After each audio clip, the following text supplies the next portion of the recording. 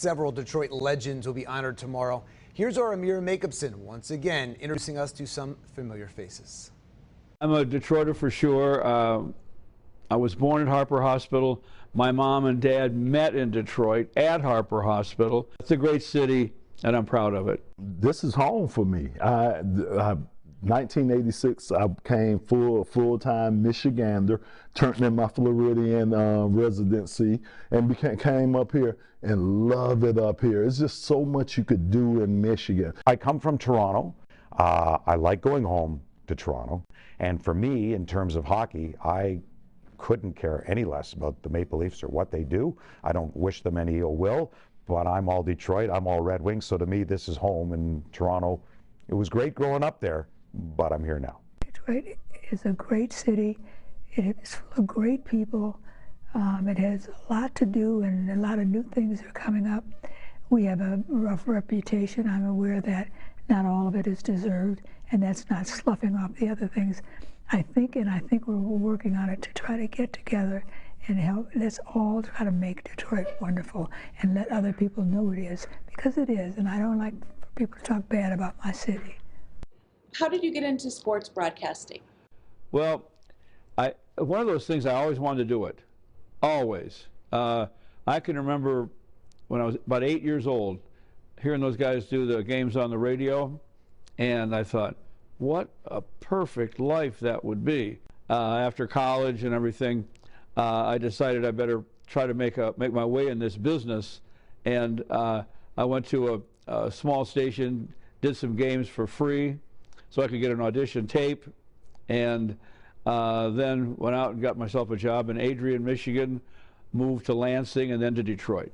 So I always wanted to be in a hard-working city and maybe entertain people who would put in a hard day's work for a day's pay, and it worked out perfectly for me because I'm Detroit born, and I know there are a lot of people who put in a lot of work to make this city great. Well, the thing is, I'm one of the few people born knowing what I wanted to do. I had 5 choices. I wanted to be either a pediatrician or a psychiatrist or an Olympic swimmer. What else? And I wanted to do news. So I just kind of, and as I went to school, got older, I could see what it took each one to make, and I just kind of settled on television. I wanted to be an actress. That was the other one. So I kind of knew it was just a matter of which way I was going to float. Did you ever think when you started that you would end up as what some would consider, especially somebody like me who grew up here, the voice of the Detroit Pistons? Well, it was a dream come true. I remember when I got the job, I thought, man, this is perfect. Don't mess up. You know, don't lose this job. Do whatever you have to do to make this work. And I guess so far so good after 47 years. I love it. Being the TV voice of the Red Wings, people come up to me and they'll say, I grew up watching you. You're the voice of my generation. Is there a Detroit Pistons memory that sticks out to you more so than others?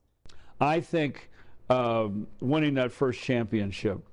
It was '89, and we had been beaten back at the door at the 7th game of the Eastern Conference Finals in '87 when Vinnie Johnson and Adrian Dantley bumped heads. Otherwise, I'm quite sure we'd have beaten the Celtics in the heat. They were getting older, and they took 2 of our best players out for the rest of the game. Plus, the game was stopped for 10 or 12 minutes, and the old Celtics were in the sweltering heat of Boston Garden, had a chance to rest and regroup. Then the next year, there was a phantom foul on Bill Laimbeer at the end of Game 6 after Isaiah Thomas had that unbelievable quarter on a badly sprained ankle. He scored 25 points on that bum ankle, and one of the most miraculous, amazing performances I've ever seen.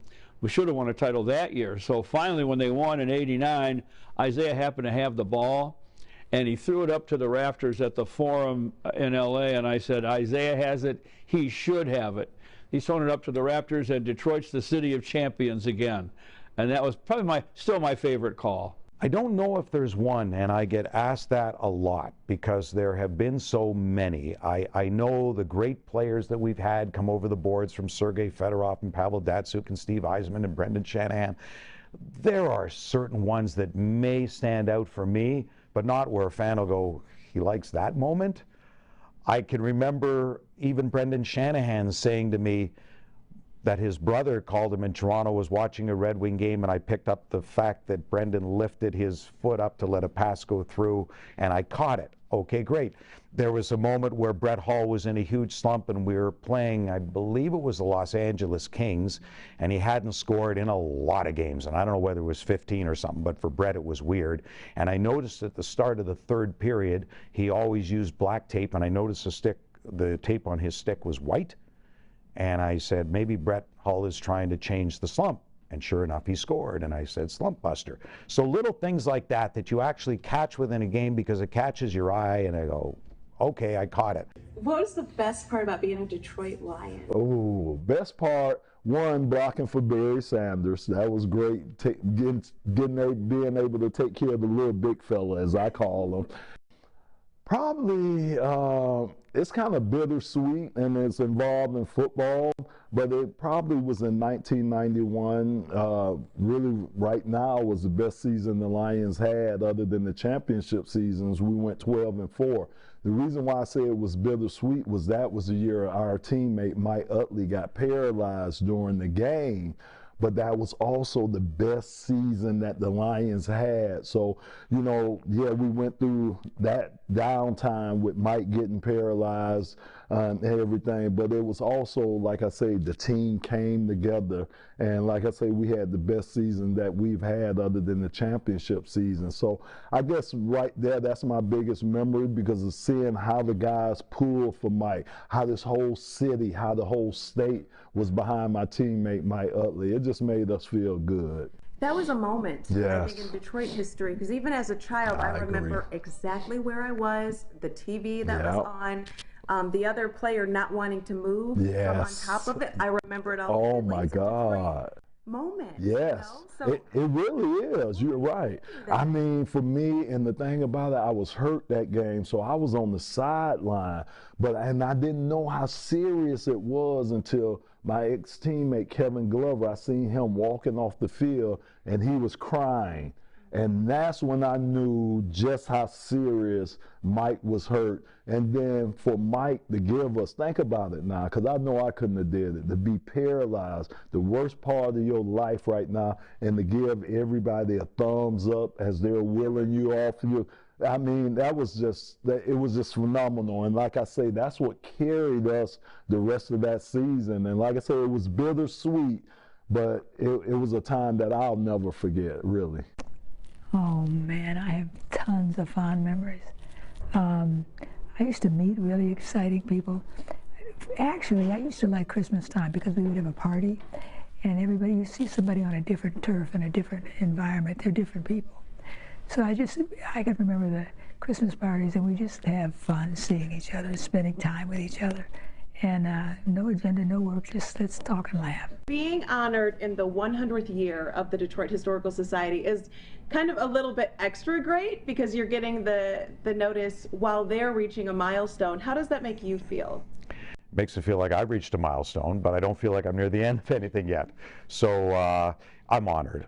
I'm honored just to be with those who are have much more notoriety than I think I do in this marketplace. So it's an honor to be just amongst them.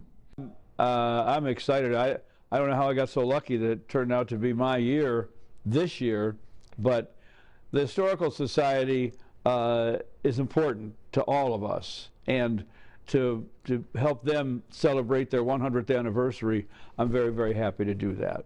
It's wonderful. I mean, surprising, but wonderful. I feel grateful for the honor. I feel privileged to be going in with such great people, and just to be recognized, especially, you know, you don't do this to get recognized, and when people recognize some of the things that you're doing, it just makes you feel good. So I feel blessed and I feel privileged.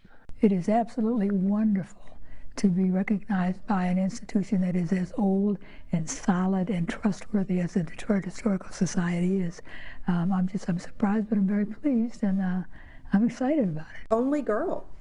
All 2 athletes, 2 sportscasters, and you to be putting your hands in the concrete and getting the honor. What does that mean to you? You're the only woman. That's fantastic. It's exciting. It's very exciting.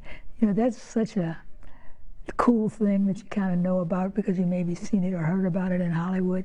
And this is my Hollywood, as far as I'm concerned. But I think it's exciting. It says, I see you, I know you, I appreciate you. I think you did something positive for the city. And it's exciting beyond words. What is the legacy that you want to have left behind in the city of Detroit? Well, I just hope people realize how much I appreciate them. The fan base, as I said earlier, they've been so good to me.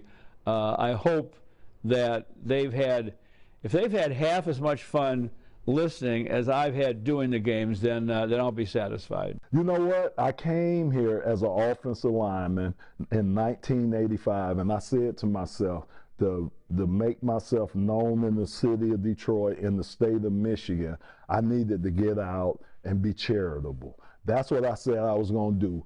I was going to get out, I was going to do events, free, paid, whatever they were, but I was going to do events in the neighborhood just to get my name out there. And now I'm just proud to say that I think a lot of people know me just as much from football, but know me just as much for the charitable things that I do around the state of Michigan and around here, and I'm proud about that. I really am, because again, it's what you give. We've been given so much. I really have in my lifetime, and I know it's my responsibility to give what I've gotten, and that's all I'm trying to do with the youth. So through my foundation, I work with youth around the state of Michigan, middle school kids, you know, just trying to help empower these kids, because man, I don't know if I could be a kid these days. It's tough. It really is, being a young adult these days. So as much as we can help them, that's what I'm trying to do, and that's what my foundation does. Legacy with the Red Wings would just be that they enjoyed the game and we made it fun. And we told good stories and had fun with those stories, and we had passion for the game, that Mickey and I had a lot of fun, and we do every night. When Mickey walks into the gondola and he'll say, "Kenny boy," it's like he's saying, "Honey, I'm home." And that is our home, and I hope people feel at home with us, and we're inviting them in to join us, and it's just 2 guys having fun during a hockey game. And we don't get too serious. The game can be. Certainly there's dollars and cents here, and that's what matters. In the end, it's a big business. But I hope that people believe we have fun in this business. I hope they know that I always wanted to do the right thing, whether I did or not, that I loved our city and tried to do everything to help it, that I was a great parent, which was my most important job, and that it's just, and she was a pretty nice person who would call you back if you called her.